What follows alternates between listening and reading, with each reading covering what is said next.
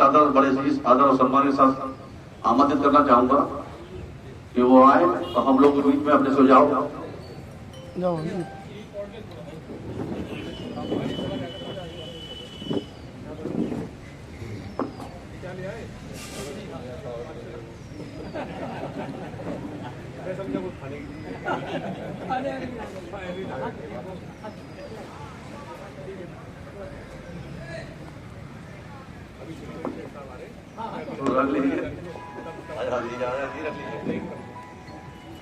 लाला भाई बड़े ही सामाजिक व्यक्ति हैं। जी जी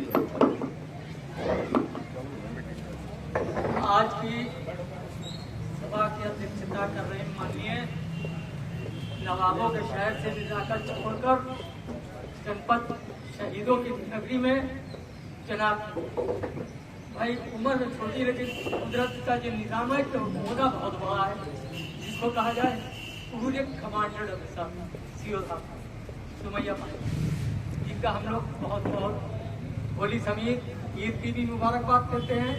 और जो आपका सिस्टम है उसके लिए हम इनके बहुत बहुत शुक्रगुजार हैं। बहुत अच्छा इंतजाम किया है और करते आए हैं। तो आज जो पीस कमेटी मीटिंग हो रही है इसमें हमारे भाई राहत अली खां और कुल्लू भाई, जनाब कासिम भाई, डॉक्टर मोहम्मद साहब और इधर हमारे प्रजापति जी मनोज साहब और हमारे समस्त बजरंग दल के नेता हमारे जो माननीय समस्त संगठन के हैं। और मेरे ख्याल में जितने भी आए सब हमारे अपने ही हैं, तो सभी को साथ में है, नहीं अलग कौन होता। तो लिहाजा हम सबका आए हुए का हार्दिक स्वागत करते हैं। और रही विषय पर शांति व्यवस्था बनाने के लिए, देखिए ऐसी कोई बिरादरी नहीं है कि जिसके अंदर कोई शरारती तत्व नहीं होते। हमारे वहाँ भी उन्हीं मुसलमानों में हजकरिया जो हाजी जी भी हैं और खुदा न खास्ता अगर नकारा निकल गए तो शराबी और तुम्हारी, वो चाहे हिंदू हो या मुसलमान।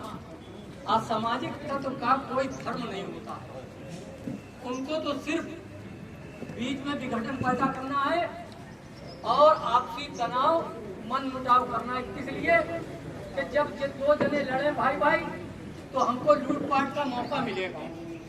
क्योंकि कोई भी शरीफ आदमी, चाहे वो हिंदू मुसलमान सिख ईसाई बौद्ध जैन कोई भी हो, अन्यथा निकलता हो उससे पूछिए कि भाई आप झगड़ा चाहते हो, तो वो बल्कि खामोशी नहीं ललकार देगा कि क्या बेहूदी बात बकते हो, अच्छी बातें करो भाई। तो अच्छे पैगाम के लिए, अच्छे रास्ते के लिए अच्छे लोग चुने जाते हैं और अच्छों की तादाद ज़्यादा है। लेकिन शरारती तत्व एक ही बड़े बूढ़े कह गए हैं कि अगर आपने कोई भी अच्छी चीज़ पाक रखी है उसमें खुदा न खास्ता कतरा एक पेशाब पर डाल दो तो सारा नापाक हो जाता है। इसी तरीके से हर बिरादरी में एक ना एक ऐसा उत्पात मचाने वाला, विघटन करने वाला व्यक्ति है कि जो समाज में वो असामाजिक तत्व कहा जाता है। वो चाहे अपने आप को बाहुबली कहलाए लेकिन समाज में उसकी कोई इज्जत नहीं होती है।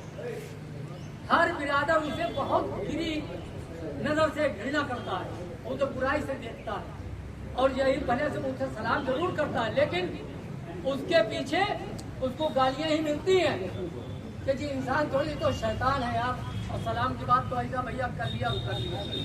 तो लिहाजा हमें उन चीज़ों पर नहीं, हमें अपने ऊपर डिपेंड है, हमें अपने आप को संभालना है। क्योंकि हर जगह अल्लामा इकबाल साहब ने भी कहा, कितना बेहतरीन शेर कहे गए कि मतलब सारे जहां से अच्छा हिंदुस्तान, हम इसके बुलबुले हिंदुस्तान हैं। क्यों कहे गए कि हमारा मुल्क कल भी अच्छा था, आज भी अच्छा है और अच्छा रहेगा। और हमारे वहाँ इस्लामी फ्रंट में भी यही बात है कि जो हम लोगों के सबके रहनुमा, सबके आका मदीने वाला फरमा, वो भी फरमा गए कि तुम जिस मुल्क में रहते हो उस मुल्क की बाजियाबी के लिए अपनी जान की कुर्बानी देना पड़े तो दे दो। उन्होंने जाति बिरादरी नहीं कहा, उन्होंने अच्छा आश्वासन दिया। क्योंकि पहले लड़कियों को दफन भी किया जाता था, ये उन्हीं की देन थी जो उन्होंने लड़कियों को अत्याचार से बचाने का प्रयास किया और सारे अवाम में ये पैगाम पहुंचाया। तो इस चीज पर जब बुजुर्गों ने नजर डाली और जो भी सूफी संत अवतार आए, उन्होंने अपनी अपनी अच्छाइयाँ, अपने अपने काम, अच्छे विचारधारा, अच्छे लोगों को रास्ते दिखाए, अच्छी बातें बताई। हम भी मदरसे के पढ़े हुए हैं। मदरसे का पढ़ा हुआ बच्चा बेअदबी नहीं कर सकता है, क्योंकि हम लोग आदर्शवादी हैं, आदेशवादी नहीं। हमको गुरु के चरण चुम्बन भी करने को बताया गया, हमको खिदमत करने का बताया गया, हमको उस्ताद के पैर दबाने को बताया, और बताया कि जब कोई बड़ा मिले, बिरादरी का नाम नहीं लिया, ये कहा जब कोई बड़ा मिले तो तुम उसकी इज्जत करना, उसको सलाम करना, और छोटा मिले तो उससे मोहब्बत करना। हमारे वहाँ इस्लामी फ्रेंड कि बड़ों की इज्जत करो, छोटों से मोहब्बत करो। पड़ोस में अगर किसी भी समुदाय, किसी बिरादरी का व्यक्ति रहता है, आप उसे ये ना देखें कि कौन सी बिरादरी है, वो नाई है, कसाई है, दूना है, जुलाया है, पठान है या वाल्मीकि के ऊपर नहीं। वो तुम में से बाबा आदम की औलाद तुम्हारा भाई है, तुम्हारा बिरादर है, तुम्हारा रिश्तेदार है। अगर माननीय श्री भाई शेठ साहब भी पधार चुके हैं, जिनका हम लोग स्वागत करते हैं। बैठो आप बैठे।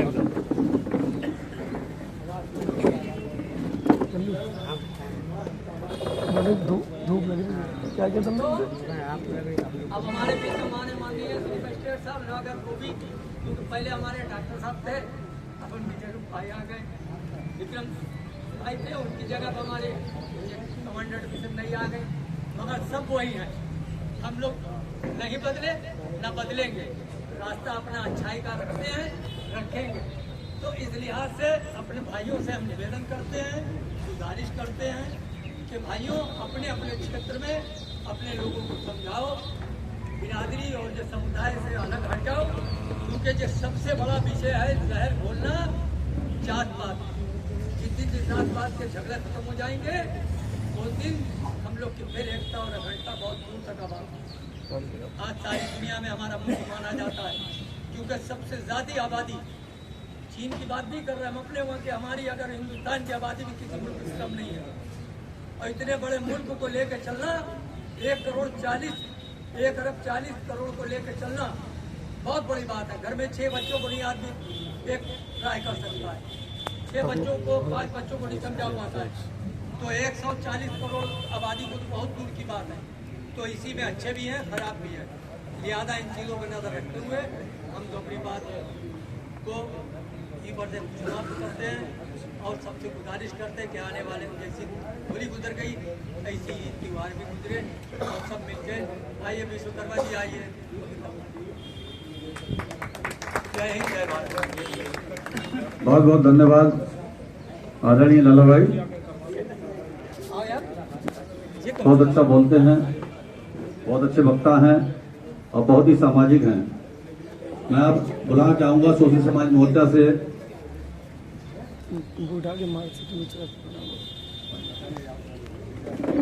चमन भाई, हमारे बड़े ही सामाजिक व्यक्ति हैं, मैं बड़े ही आदर सम्मान के साथ आमंत्रित करता हूँ।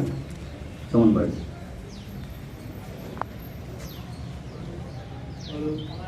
सबको मेरा सलाम कहना चाहता हूँ। भाईचारे की एक मिसाल दें, आगे कोई परेशानी ना हो, हम सब एक हैं और एक रहें। मतलब ऐसा ना हो कि कोई दूसरा आगे फायदा उठा रहा है और मोहल्ले वाले देखते हैं।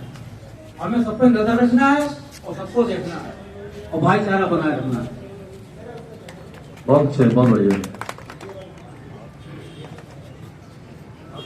हम सब देखते भी हैं, नजर भी रखते हैं, लेकिन नजर हम आपस में एक दूसरे पर रखते हैं, अपने अपने बच्चों पर नहीं रखते हैं। बिल्कुल सही। मेरा निवेदन है कि बच्चों पर जरूर नजर रखा जाए, क्योंकि कहीं ना कहीं वो बाहर कहाँ किसके साथ बैठ के कौन सी शिक्षा ग्रहण कर रहे हैं, ये हम लोग नहीं जान पाते हैं। मोबाइल और इंटरनेट देख के वो कौन सा अपने अंदर विचार डेवलप कर रहे हैं, ये लोग हम लोग नहीं जान पाते हैं। तो थोड़ा सा उनको भी घर के भीतर, घर में बैठकर प्यार से समझाकर एक समाज के प्रति उनकी क्या जिम्मेदारियां हैं, इससे भी अवगत कराएं। इस पर मैं 2 लाइनें कहना चाहूंगा कि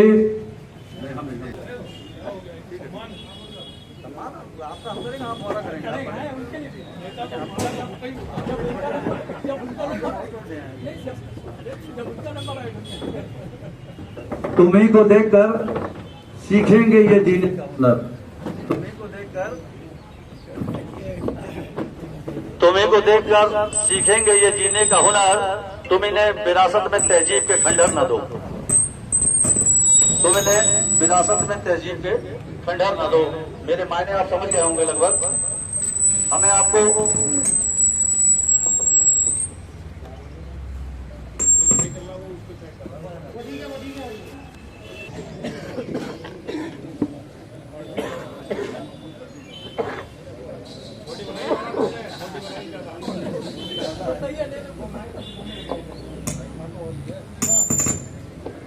आज की पीस के लिए, पीस का मतलब शांति के लिए जो आने वाले त्योहार हैं या त्योहार के अलावा जो साल में 365 दिन गुजरते हैं, उनमें कैसे हम लोग अपने जिंदगी को आसान बना सकें। ये जो आज चारों तरफ से हवाएं धार्मिक उन्मादता की फैल रही है, इनको जो बच्चों के अंदर जहर की तरह भरी जा रही हैं, उनको कैसे कम किया जाए। जो समझदार लोग हैं, 40 या 30-35 साल या 40 साल की उम्र के लोग हैं, वो इन सब चीजों को अच्छी तरह समझ चुके हैं। आज मीटिंग में, भाईचारे की मीटिंग में सबका स्वागत है। सभी को नमस्कार। बड़े ही गर्व के साथ आज मंच पे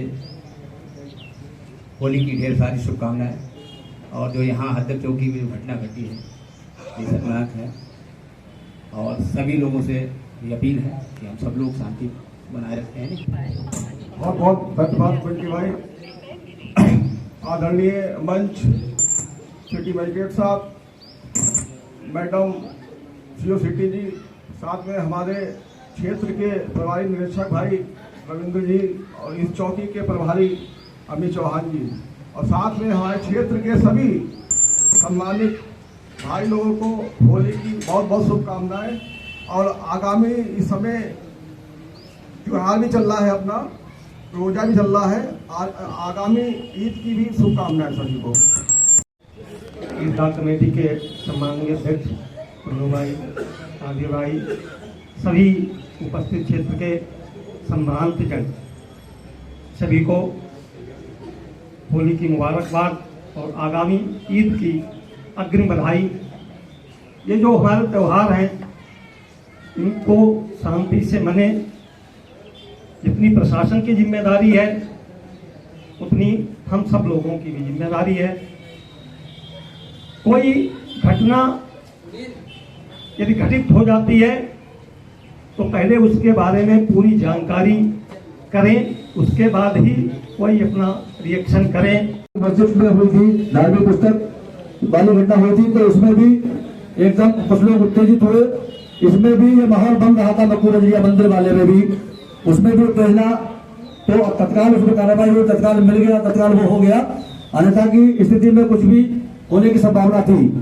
तो मेरा ये मंच के माध्यम से मैं अपील करना चाहूंगा कि पहले उसकी जड़ तक अवश्य जाए, कुछ विश्वसनीय लोगों से उस घटना की सत्य जानकारी कर लें, उसके बाद कोई रिएक्शन दें।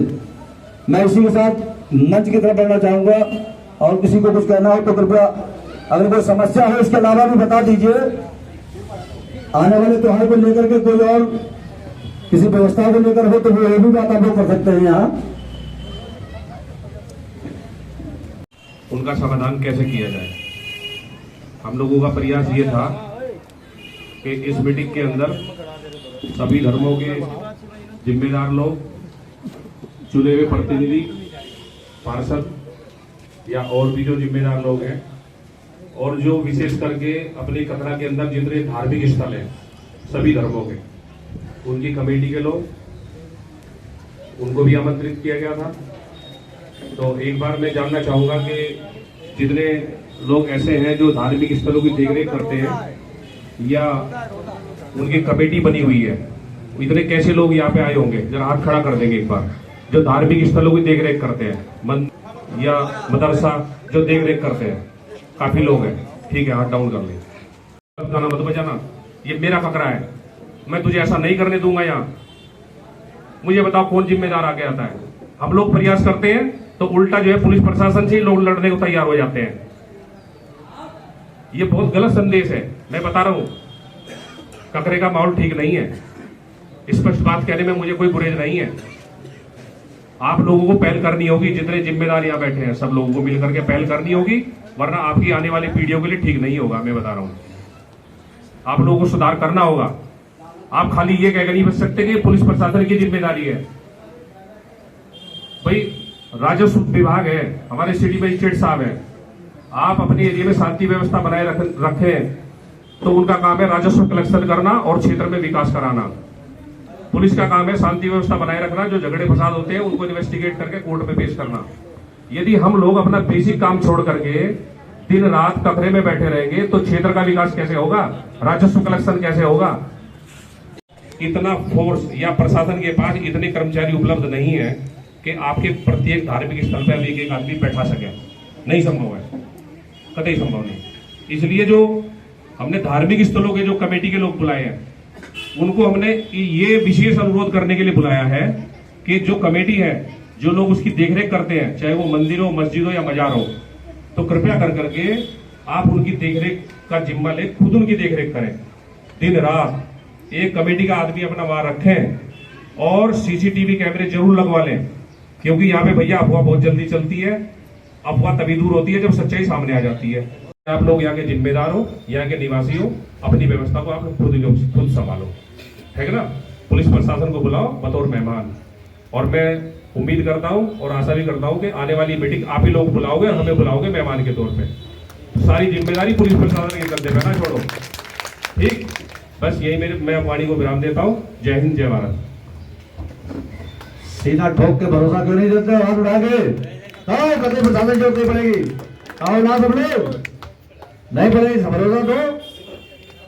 फोर्स और हमारे जो भी इस पीस कमेटी के सदस्य हैं या धार्मिक स्थलों के व्यवस्थापक गण हैं, मुझे यहाँ आए हुए जैसा बताया गया अभी कुछ ही समय हुआ है। लाट साहब का जुलूस काफ़ी प्रेशर का समय होता है, जैसा मुझे बताया गया था भी। और जब वो जुलूस ख़त्म हुआ तो मुझे लगा कि जो सबसे प्रेशर की चीज़ थी वो ख़त्म हो गई। बट उसी दौरान कॉल आया यहाँ से कि इस प्रकार की घटना हो गई है, मस्जिद पर इस तरह से लिख दिया गया है। तो हम लोग आए, तत्काल हमने अटेंड किया। इस दौरान जो भूमिका होती है जिम्मेदार लोगों की, उसके संबंध में वैसे भी आप लोगों ने भी काफ़ी बातें कह दी हैं। रविंद्र ने बहुत डिटेल में और कड़वे लेकिन खुले शब्दों में बताया है।